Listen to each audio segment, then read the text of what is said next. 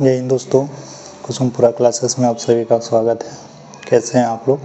मुझे विश्वास होगा आप लोग अच्छे होंगे और अच्छे से तैयारी कर रहे होंगे। आज हम लोग गंगा नदी के बारे में अध्ययन करेंगे।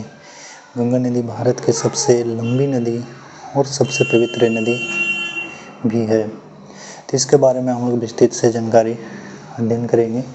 गंगा नदी का उद्गम स्थल कहाँ है, अपनी जल का विसर्जन कहाँ करती है और इसकी सहायक नदियाँ कौन कौन सी है और ये कौन कौन से राज्य से होकर बहती है। आजकल क्वेश्चन थोड़ा सा घुमा के पूछ रहा है। क्वेश्चन ऐसे पूछ रहा है कि निम्नलिखित में से कौन सी नदी गंगा के बाएं तट पे मिलती है या निम्नलिखित में से कौन सी नदी गंगा के दाहिने तट पे मिलती है। तो ये आज हम लोग इसके बारे में विस्तृत से जानकारी प्राप्त करेंगे। तो गंगा का जो मुख्य रूप से जो उद्गम होता है वो गंगोत्री ग्लेशियर से होता है।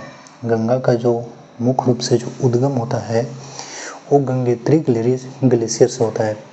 यहाँ पे इसको गंगा नदी नहीं बोलते हैं, यहाँ पे इसको भागीरथी के नाम से जाना जाता है।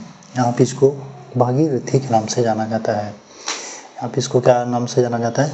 भागीरथी नाम से जाना जाता है। गंगा का जो उद्गम स्थल है वो गंगोत्री ग्लेशियर से होता है और इसको भागीरथी के नाम से जाना जाता है।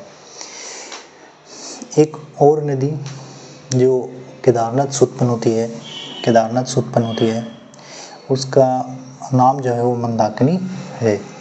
केदारनाथ से उत्पन्न होने वाली नदी का नाम क्या है?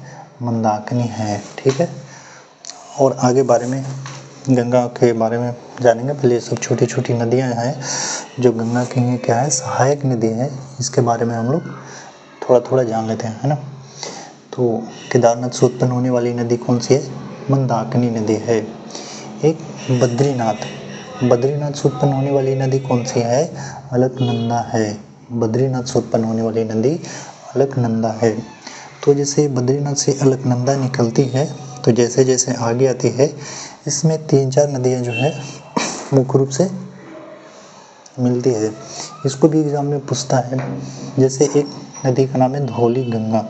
क्या? धौली गंगा। तो धौली गंगा जो है ना वो अलकनंदा में ही आके मिलती है। धौली गंगा जो नदी है वो अलकनंदा में ही आके मिलती है। तो पूछता है कि धौली गंगा जो है अलकनंदा नदी में किस जगह पे मिलती है ना। तो विष्णु प्रयाग में मिलती है। धौली गंगा कहाँ पे मिलती है? विष्णु प्रयाग में। प्रयाग का मतलब क्या होता है? दो नदियों का जो संगम होता है उसको प्रयाग बोलते हैं। दो नदियों का जो संगम होता है उसको क्या बोलते हैं? प्रयाग बोलते हैं। तो धौली गंगा कहाँ पे मिलता है? विष्णु प्रयाग में। उसके बाद एक आता है नंदाकिनी नदी। तो ये जो नंदाकिनी नदी भी है वो भी कहाँ पे मिलती है? अलकनंदा नदी में ही मिलती है। तो नंदाकिनी नदी कहाँ पे मिलती है? तो नंद प्रयाग। इसको तो याद करना आसान है।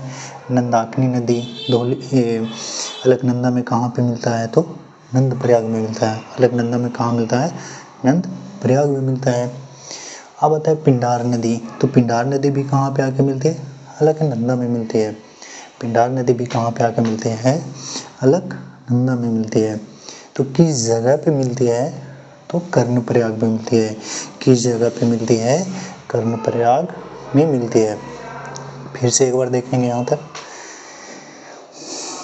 गंगा नदी का उद्गम स्थल गंगोत्री ग्लेशियर से होती है। वहाँ पे इसको किस नाम से जाना जाता है? तो भागीरथी के नाम से जाना जाता है। जहाँ पे गंगा नदी का उद्गम होता है वहाँ पर उसको गंगा नदी नहीं बोला जाता है, बल्कि उसको किस नाम से जाना जाता है? भागीरथी के नाम से जाना जाता है। वो आगे आएंगे तब उसको गंगा नदी के नाम से जानेंगे। ठीक है। केदारनाथ से मंदाकिनी नदी। केदारनाथ से कौन सी नदी?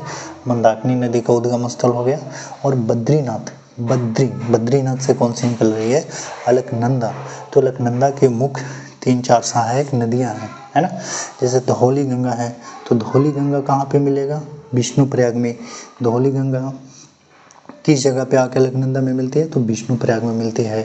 नंदाकिनी नदी है। नंदाकिनी क्या है? नदी है।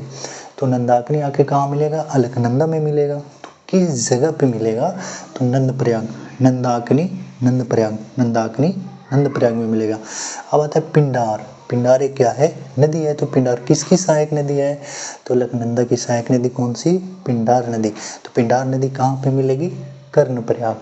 पिंडार है ना, पिंडार है ना, तो कहाँ पे, कर्णप्रयाग। इसको ऐसे याद करेंगे, जैसे पिंड वगैरह लोग जो दान करने जाते हैं तो है ना, कान में क्या लगाते हैं, ऐसे टीका वगैरह है ना लगाते हैं कुछ कुछ, तो उसको जो पिंडार है, तो पिंडार कहाँ पे, कर्णप्रयाग में मिलती है ना। धौली गंगा विष्णु प्रयाग, नंदाकिनी नंद प्रयाग में, पिंडार कर्णप्रयाग में मिलती है। ठीक है, अब आगे आते हैं। तो जो केदारनाथ से जो नदी निकल रही है मंदाकिनी, केदारनाथ है ना, केदारनाथ, तो केदारनाथ के जो नदी निकल रही है कौन सी नदी है, मंदाकिनी नदी है ना।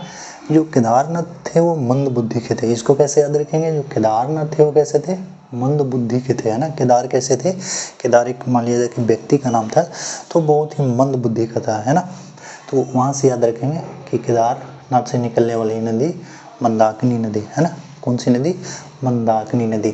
तो ये जो मंदाकिनी नदी है वो भी कहाँ पे आके मिलती है, अलकनंदा में ही मिलती है। कहाँ मिलती है, अलकनंदा में।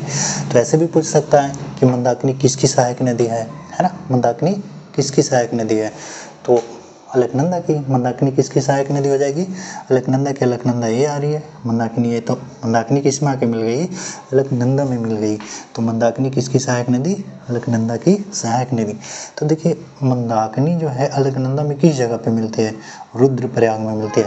जो मंदाकिनी नदी है अलकनंदा में कहाँ मिलती है, रुद्रप्रयाग में मिलती है, रुद्रप्रयाग में मिलती है ना। प्रयाग का मतलब दो नदियों का संगम है ना, जैसे प्रयागराज, गंगा यमुना सरस्वती का जो मिश्रण है ना, 2 या 3 नदियों का मिश्रण होता है ना। अब देखिए यहाँ तो मंदाकिनी मिल गया अलकनंदा में, फिर भी एक मुख्य रूप से कौन सी नदी आ रही है, अलकनंदा आ रही है। और इधर से कौन सी आ रही है, भागीरथी है ना। तो ये भागीरथी नदी और ये अलकनंदा नदी जिस जगह पे मिलती है उसको हम लोग क्या बोलेंगे, देवप्रयाग बोलेंगे। कौन सी नदी, भागीरथी और अलकनंदा नदी जिस जगह पे मिलेगा उसको देवप्रयाग बोलेंगे। और देवप्रयाग से ही इस नदी का नाम गंगा नदी पड़ जाती है। देवप्रयाग से ही इस नदी का नाम गंगा पड़ जाती है।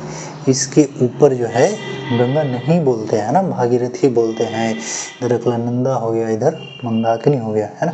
सबों का मिश्रण कहाँ पे होके होती है, देवप्रयाग में। मुख्य रूप से किसका किसका, भागीरथी और अलकनंदा का। तो यहीं से हम इसको क्या बोलेंगे, गंगा नदी बोलेंगे है ना। अब आगे आते हैं है ना। तो अब मुख्य रूप से गंगा नदी हो गया है ना। तो गंगा की जो सहायक नदी कौन सा है, रामगंगा। गंगा की सहायक नदी रामगंगा। अब देखिए ये दाएं तट पे मिल रहा है या बाएं तट पे मिल रहा है ना। तो देखिए इस तरफ जितना भी मिलेगा नदियाँ कौन सी तट पे हो जाएगी, बाएं तट पे। इस तरफ जो मिलेगी नदियाँ वो दाहिने तट पे होगी है ना। तो देखिए रामगंगा जो है किस तट पे मिल रही है, बाएं तट पे मिल रही है। किस जगह पे मिल रही है, कनौज। रामगंगा कहाँ पे मिल रही है, कनौज में है ना। पहले बाएं वाली नदी देख लेते हैं फिर दाएं वाली देख लेंगे है ना।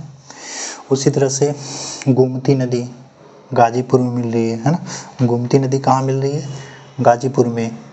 उसके बाद घाघरा तो छापरा मिल रही है। देखिए याद करने का क्या है, गोमती, गाजीपुर, घाघरा, छापरा है ना। तो घाघरा कहाँ मिल जाएगी, छापरा मिल जाएगी। उसी तरह से गंडक है, तो गंडक कहाँ मिल जाएगी, हाजीपुर में। गंडक कहाँ, हाजीपुर में। गंडक की एक सहायक नदी है बूढ़ी गंडक। तो गंडक में ही जो है ना ये बूढ़ी गंडक आके क्या हो जाती है, मिल जाती है। और इस दोनों नदियों को पूर्ण रूप से हम लोग क्या बोलते हैं, गंडक। तो गंडक कहाँ मिलती है, हाजीपुर में। गंडक कहाँ मिलती है, हाजीपुर में है ना। उसके बाद एक है कोसी नदी है ना, बिहार की सबसे फेमस नदी कोसी नदी।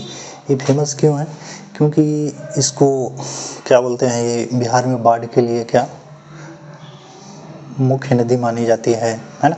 कोसी नदी है कहाँ से निकलती है, नेपाल के गोसाईनाथ पर्वत श्रेणी से निकलती है। कोसी नदी कहाँ से निकलती है, नेपाल के गोसाईनाथ पर्वत श्रेणी से निकलती है ना। और ये अपनी मार्ग बदलने के भी क्या है, कुख्यात मानी जाती है।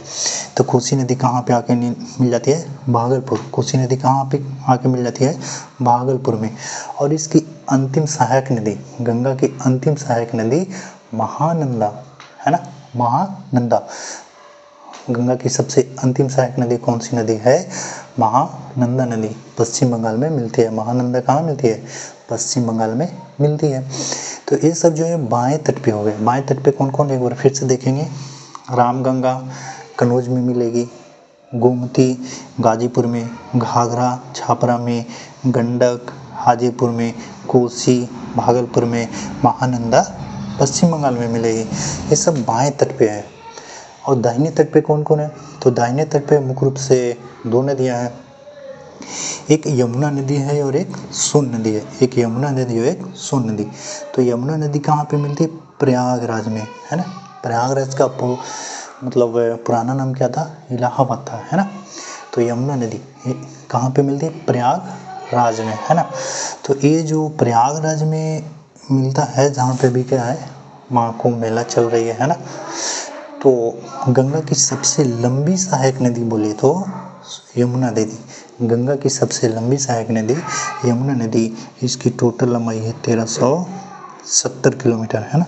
यमुना नदी की टोटल लंबाई 1370 किलोमीटर। लेकिन गंगा नदी के पूछेगा लंबाई, तो गंगा की लंबाई है 2525 किलोमीटर, है ना। गंगा नदी की टोटल लंबाई 2525 किलोमीटर। यह भारत की सबसे लंबी नदी है। लेकिन गंगा की सबसे लंबी सहायक नदी यमुना नदी 1370 किलोमीटर, है ना। यमुना नदी कहाँ से निकलती है? यमुनोत्री ग्लेशियर से निकलती है। गंगा नदी कहाँ से निकलती है? यमुनोत्री ग्लेशियर से निकलती है। गंगा नदी कहाँ से निकलती है? यमुना नदी यमुनोत्री ग्लेशियर से निकलती है। इसकी लंबाई 1370 किलोमीटर और ये प्रयागराज में जाके मिल जाती है ना। अब ये किस जगह पे मिल रही है? तो दाहिने तट पे मिल रही है ना। आगे देखते हैं सोन नदी, है ना। सोन नदी कहाँ से निकलती है? तो अमरकंटक, मध्य प्रदेश में अमरकंटक का पठार है, पहाड़ी पर्वत श्रेणी है ना। तो अमरकंटक से ही सोन नदी कहाँ से निकलती है? अमरकंटक से निकलती है और ये जाके पटना में मिल जाती है। जाके कहाँ मिल जाती है? पटना में मिल जाती है। अब देखिए, जैसे अब पश्चिम बंगाल के बाद कौन से स्थान आएगा? बांग्लादेश में गंगा नदी की एंट्री होती है, तो वहाँ पे इसको गंगा नदी नहीं, इसका नाम चेंज हो जाता है और वो पद्मा नदी के नाम से जाना जाता है। पद्मा नदी के नाम से जाना जाता है। तो यहाँ पे बांग्लादेश में जो है ना, गंगा नदी दो धाराओं में बढ़ जाती है ना। एक हुगली नदी और एक पद्मा नदी। हुगली नदी और पद्मा नदी। कोलकाता जो है ना, हुगली नदी के किनारे ही बसा हुआ है। कलकत्ता हुगली नदी के किनारे बसा हुआ है। और हुगली नदी से ही है ना, जो गंगा सागर द्वीप का जो निर्माण होता है, ये हुगली नदी से ही क्या होता है? निर्माण होता है। गंगा सागर द्वीप का निर्माण हुगली नदी और पद्मा नदी के बीच में है ना।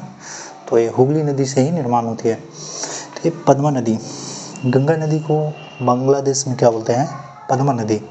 अब ये पद्मा नदी गंगा नदी है, लेकिन बांग्लादेश में इसको क्या बोलते हैं? पद्मा नदी बोलते हैं, है ना। अब इसमें भी दो और महत्वपूर्ण नदी आके मिल जाती है, जैसे ब्रह्मपुत्र नदी, है ना। ब्रह्मपुत्र का उद्गम स्थल कहाँ है पता है? मानसरोवर झील। ब्रह्मपुत्र का मानसरोवर झील है ना। तो ब्रह्मपुत्र नदी है ना, वो बांग्लादेश के चारखंडी में आके मिल जाती है। ब्रह्मपुत्र नदी जो है बांग्लादेश के चारखंडी में मिलती है। पूछता है ना, कि ब्रह्मपुत्र नदी पद्मा नदी में या तो फिर गंगा नदी में किस जगह पे मिलती है? तो झारखंडी में मिलती है। अभी आगे आई नदी, तो एक मेघना नदी आके मिल जाती है ना। वो चांदपुर में मिल जाती है। मेघना नदी कहाँ मिलती है? चांदपुर में मिल जाती है। और यहीं से इसका नाम क्या हो जाता है? मेघना नदी हो जाता है। और आगे जाके सुंदरवन डेल्टा का निर्माण करता है। विश्व का सबसे तेजी से बढ़ती हुई डेल्टा सुंदरवन डेल्टा है ना। इसको यूनेस्को द्वारा 1984 में नेशनल पार्क घोषित किया गया था, है ना। राष्ट्रीय नेशनल पार्क 1984 में घोषित किया गया था, है ना, सुंदरवन डेल्टा। तो विश्व का सबसे तेजी से बढ़ती हुई डेल्टा सुंदरवन डेल्टा। आखिर इसको सुंदरवन डेल्टा का नाम क्यों दिया गया? तो यहाँ पे एक है ना, सुंदरी नामक पादप पाया जाता है ना, इसके वजह से सुंदरवन डेल्टा इसको नाम दिया गया, है ना। और ये रॉयल बंगाल टाइगर के लिए फेमस है। 1984 में इसको राष्ट्रीय नेशनल पार्क घोषित किया गया, है ना। अब देखेंगे कि जो दो नदियों के बीच का जो स्थल है, उसको क्या नाम दिया गया, है ना। क्या नाम दिया गया। जैसे में दो नदियों के बीच के स्थल को क्या बोलते हैं,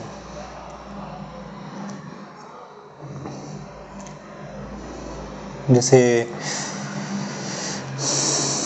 आब बोलते हैं ना, दो नदियों के बीच के स्थल को क्या बोलते हैं, आब बोलते हैं, आब। जैसे दो नदियों के बीच है तो दोआब है ना। जैसे 5 नदियों के बीच पंसाब है ना, पंसाब। तो दो नदियों के बीच को क्या बोलते हैं, दोआब है ना। तो उस दोआब को नाम क्या दिया गया, तो राम गंगा और गोमती के बीच जो स्थल है उसको रुहेलखंड बोला गया है ना। राम गंगा और गोमती के बीच का जो स्थल है वो रुहेलखंड बोला गया है ना, रुहेलखंड का स्थान बोला गया, मैदान बोला गया। और गोमती और घाघरा नदियों के बीच का जो स्थल है उसका अवध का मैदान बोला गया है ना। जिस मैदान का निर्माण गोमती और घाघरा नदियों से हुई है उसको अवध का मैदान बोला गया।